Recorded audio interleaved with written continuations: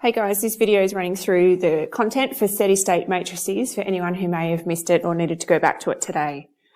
So, as we said last lesson, a steady state is the point where the number of objects or people moving between the two locations or three locations in a transition style application question becomes equal. So the total population at each of those locations becomes stable.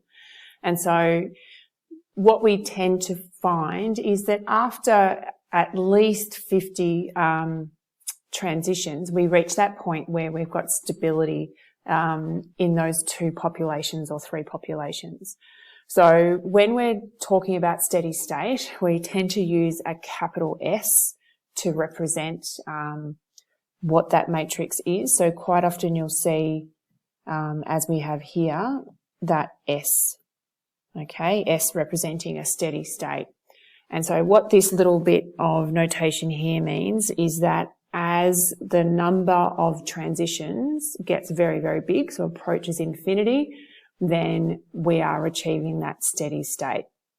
In terms of what you have to be able to do in further maths, we are expected, and VCAR tell us, to check when the number of transitions, so N is equal to 50, and then 51. So one difference. And what we should see is that there's no change in that state matrix, or that the change is so minimal in the decimal places that it's not having an impact on the actual population number or the number at each location. So let's have a look at some examples here from our notes. And so the first one we've got is, again, a VCAR question that's been adapted to help us out here. So we have a small shopping centre, has two coffee shops, Fatima's and Giorgio's, and the percentage of coffee buyers at each shop changes from day to day as shown by our transition matrix. And so sometimes it might be helpful to think about this in terms of a visual. So if you wanted to represent that as a diagram, what's actually happening at Fatima's and Giorgio's, we've got 85% returning to Fatima's each day, and we've got 15% changing from Fatima's to Giorgio's. And then we've got 65% returning to Giorgio's each day, and 35% changing from Giorgio's to Fatima's. On a particular day, on a particular Monday, 40% of the coffee buyers bought their coffee at Fatima's. So this is giving you some information about an initial state. So in the beginning, S0 is our initial state. And when we set that up, we want to make sure that we're following the same order as the locations are listed here in the transition. So Fatima's and Giorgio's. And if 40% of the coffee buyers were at Fatima's, I tend to represent that using whole numbers, so 40%, which means 60% were at Giorgio's. Alternatively, you could represent that as a percentage, so as the decimal version. You'll have the same answer at the end, it's just how you remember to interpret that answer. Okay, it then goes on to say the matrix equation Sn equals Tn times S0 is used to model this situation, so that's just our standard. In the long term, the percentage of coffee buyers who are expected to buy their coffee at Giorgio's is. So whenever you see this phrase, in the long term, that means you must find steady state.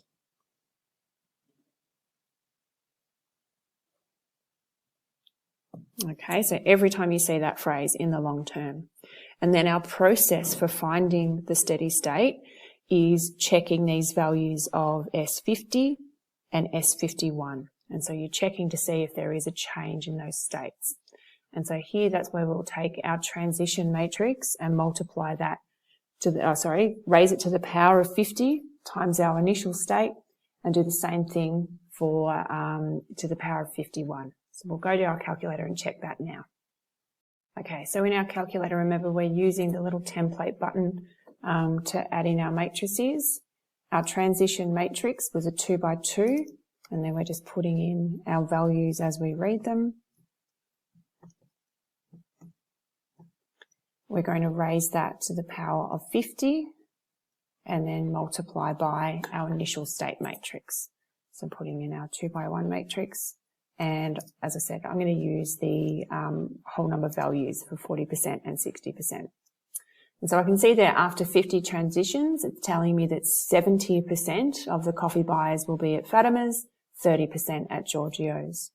And so I'm going to repeat this, but then change that power to the power of 51 and just make sure that there is no change. And so you can see there we get the exact same answers. If you had a scenario where you didn't quite get the same answers, you could try 100 and 101 as the two powers. You will most definitely get steady state by then for anything that we ever ask you in further maths. And then finally coming back across, so whenever you're asked to find the steady state or in the long term, we do expect to see that working, even if it's just written out in terms of t to the power of 50 times s0, and then what that answer is, same with to the power of 51, and then making sure you state your final answer.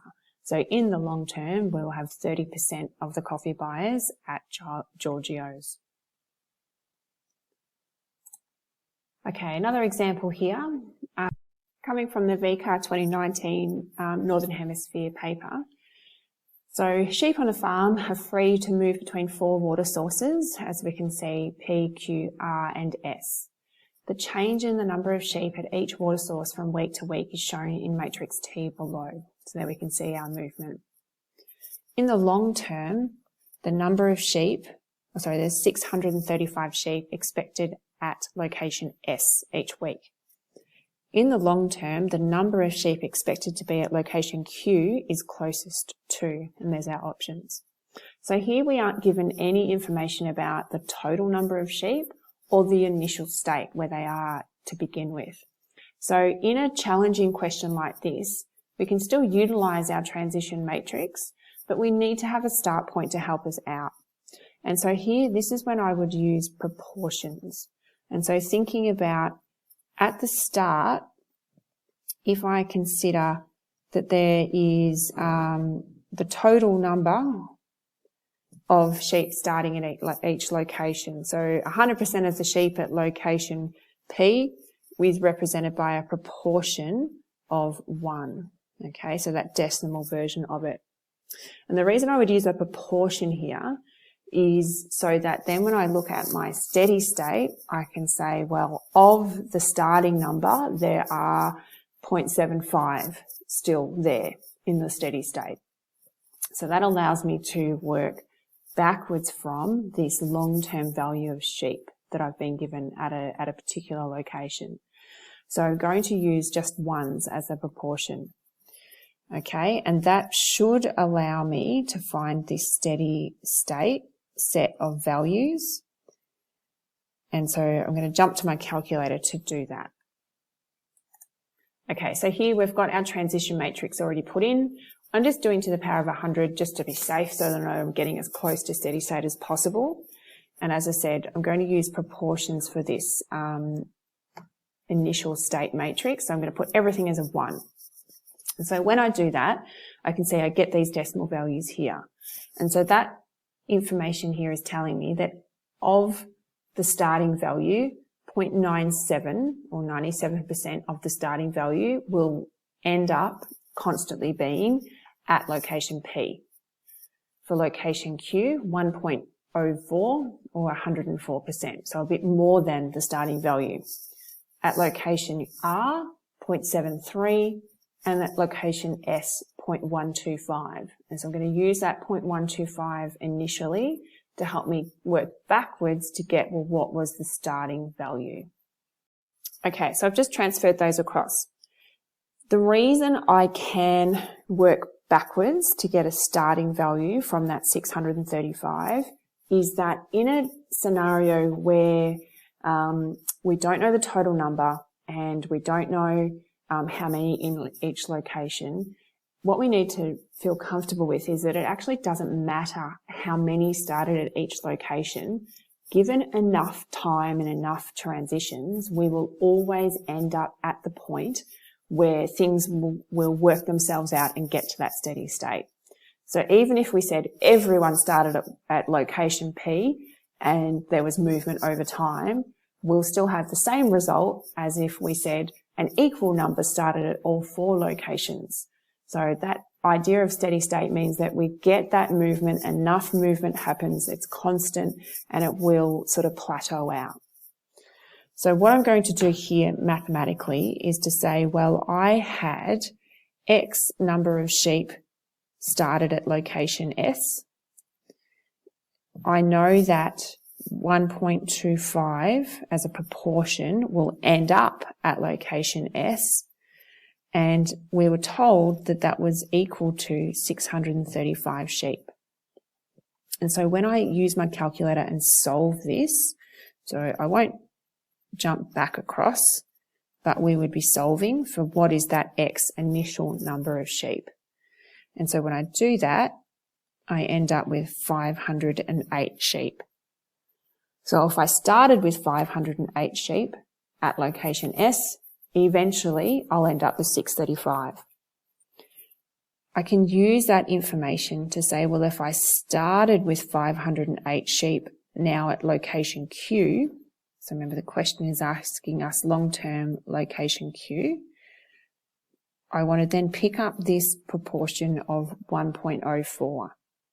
So if I started with 508 and I'm going to end up with 1.04 times that, then I can find that there should end up being 528.32 sheep at location Q. Now the closest value to that in our answers is 527. It's not exact. There's a couple of different ways of working this out, and all of them end up with this. You'll notice that of the options, they're quite different, the values. So it's not like you've got numbers, 527, 529, and you're concerned about getting the right value there. Because the different methods will give you a slightly different value, but they're all closest to that 527. Okay, so quite a challenging question, and it'll be something that you might see in different formats. And it's this idea where I don't know what I'm starting with and how I can use proportions to help me get to an answer. Okay, our final example here is going back to something a bit more traditional. All right, so at a local high school, 30% of students bring their lunch from home on one given day, will buy their lunch at the canteen the next day, whereas 50% of the students who buy their lunch at the canteen on one day will bring their lunch from home the next. We want to start off by drawing a diagram and a transition matrix to represent this situation. Okay, so our diagram, we have 2 locations. We have canteen and home. Remember, our diagram will always have the same setup. You've got people returning canteen and changing to home, returning home, changing canteen. And then it's just a matter of taking that information that we're given above and putting it into the transition.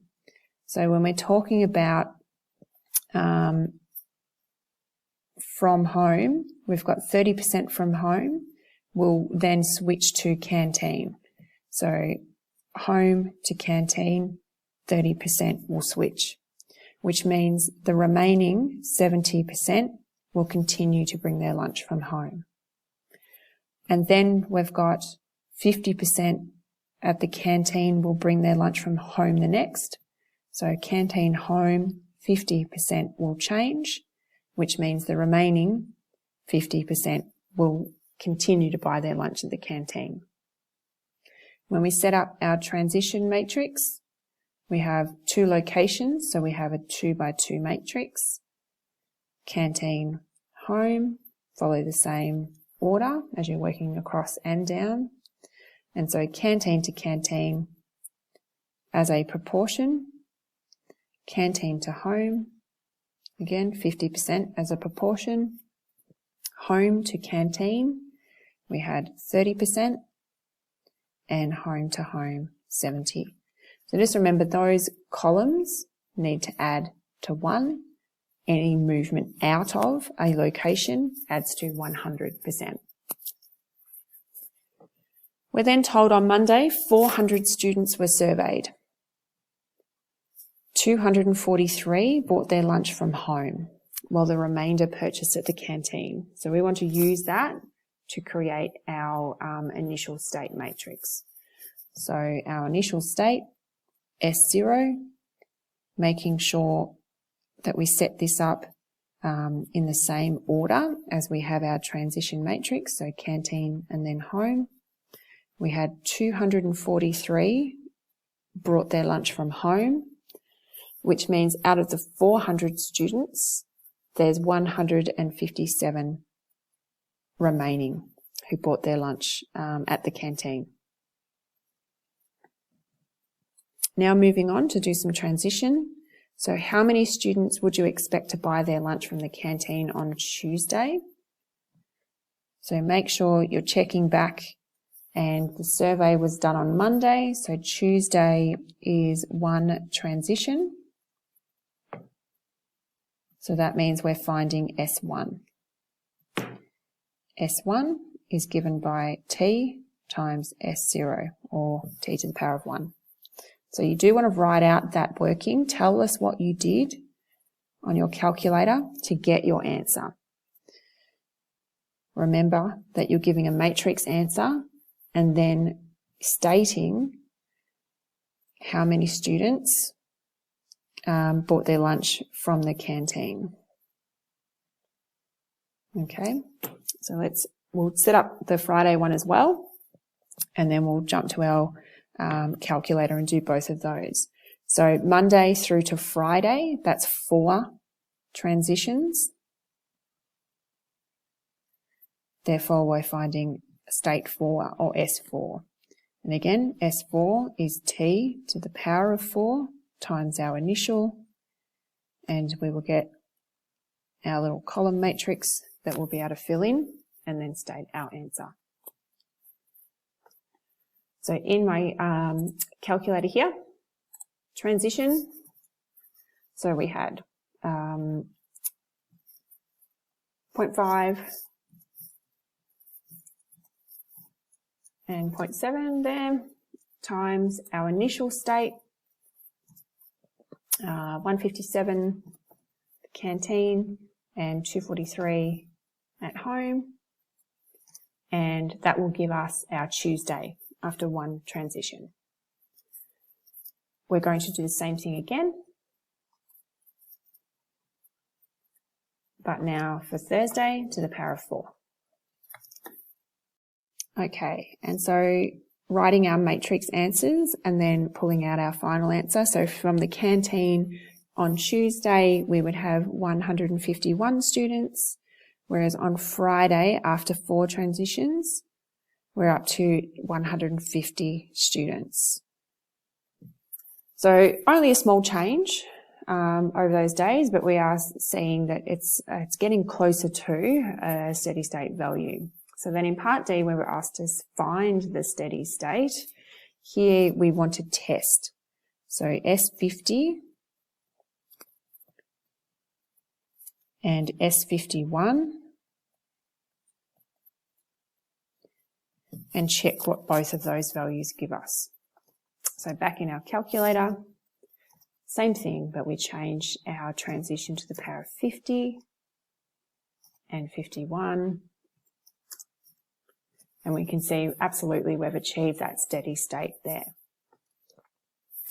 So again, you do need to write in your answer. So making sure that you're giving it in matrix form. So this is the showing part that we're showing our steady state. And then in the long term, the steady state from the canteen is 150 students. Okay, that's it for this section.